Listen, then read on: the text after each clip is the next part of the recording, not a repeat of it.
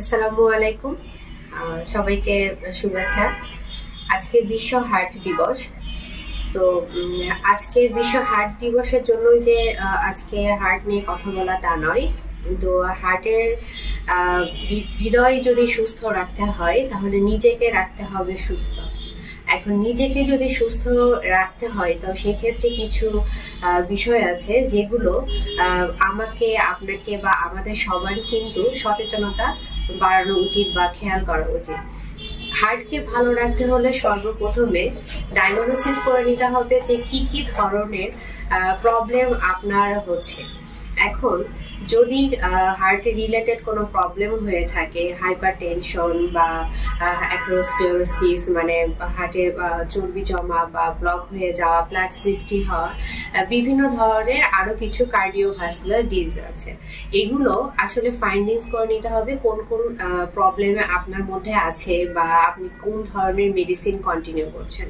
সর্বপ্রথমেই heart ডিজিজের পেশেন্টদের কিন্তু medicine continue করাটা ম্যান্ডেটরি।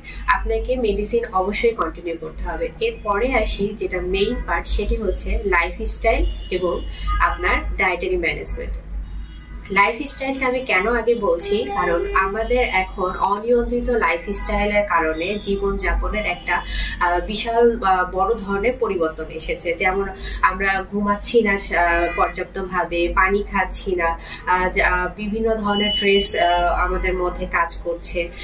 আমরা যে খাবারগুলো আসলে হেলদি খাবার খাওয়া উচিত সেগুলো খাচ্ছি না।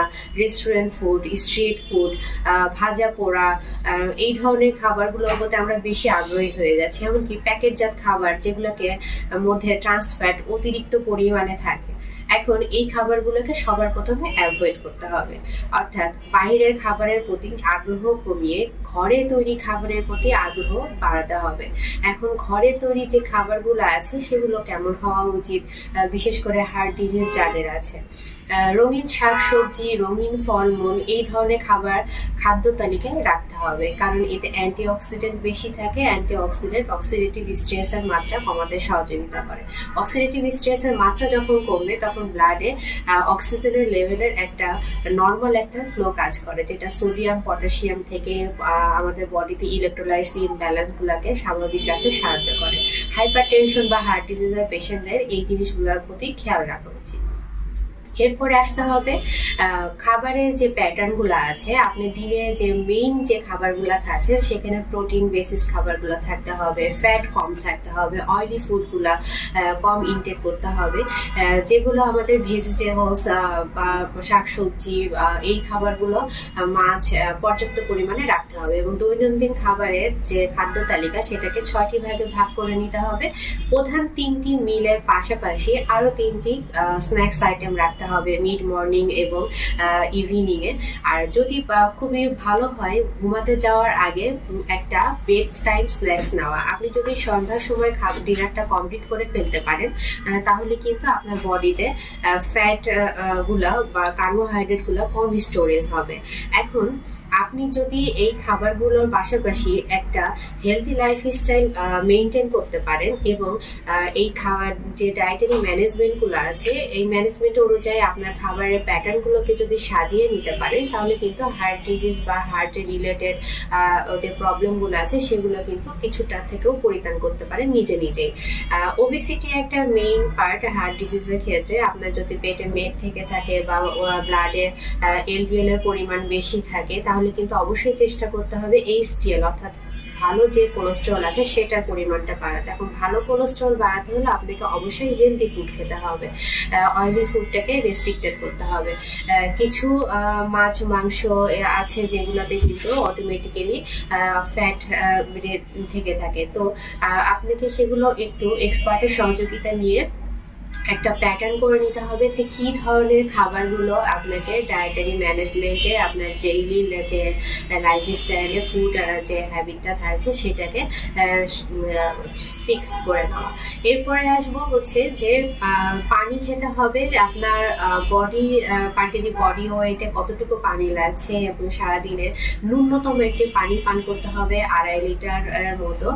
যদি কারো হার্টের সাথে কিডনি ডিজিজ না থেকে থাকে তবে অবশ্যই সেক্ষেত্রে একটু সচেতনভাবেই খাবারগুলোকে গ্রহণ করা উচিত। এরপরে আসি যে খাবারের যে প্যাটার্নগুলো থাকছে বা লাইফস্টাইলগুলো আপনি চেষ্টা করছেন করার জন্য, পাশাপাশি কিন্তু এক্সারসাইজ করতে হবে। এখন যদি আপনি এক্সারসাইজের বলতে আপনি যে কোনো অ্যাক্টিভিটি করতে পারেন, হয়তো হাঁটতে পারেন, দৌড়তে পারেন, সাইক্লিং করতে পারেন, সুইমিং করতে পারেন, কিন্তু অবশ্যই মাথায় রাখতে হবে সপ্তাহে 7 দিনের মধ্যে 5 দিন কিন্তু আপনাকে কম করে হলেও 40 মিনিট যে কোনো একটি অ্যাক্টিভিটি বাড়াতে হবে।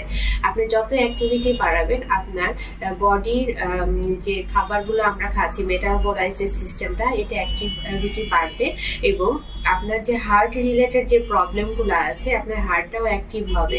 তো সবশেষে আপনি যদি ভালো থাকতে চান তাহলে আপনাকে হেলদি লাইফস্টাইল মেনটেন করতে হবে, ভালো ফুড হ্যাবিটের মধ্যে আসতে হবে এবং ঘুমের জন্য একটি ভালো অভ্যাস তৈরি করতে হবে, স্ট্রেস ফ্রি থাকতে হবে, ভালো পর্যাপ্ত পরিমাণে পানি পান করতে হবে এবং সঠিকভাবে ব্যায়াম করতে হবে। তাহলে আসুন আমরা এই হার্ট ডিজিজ যে আজকে দিবস, এই দিবসে আমরা সবাই একটু একান্ত চিন্তায় নিজেকে চিন্তিত নিজের একটা চিন্তায় আসতে চাই যে আমরা নিজে ভালো থাকবো, নিজের হার্টকে ভালো রাখবো। আসুন আমরা সবাই হাসি, হার্টকে ভালো রাখি, নিজেকে ভালোবাসি। ধন্যবাদ।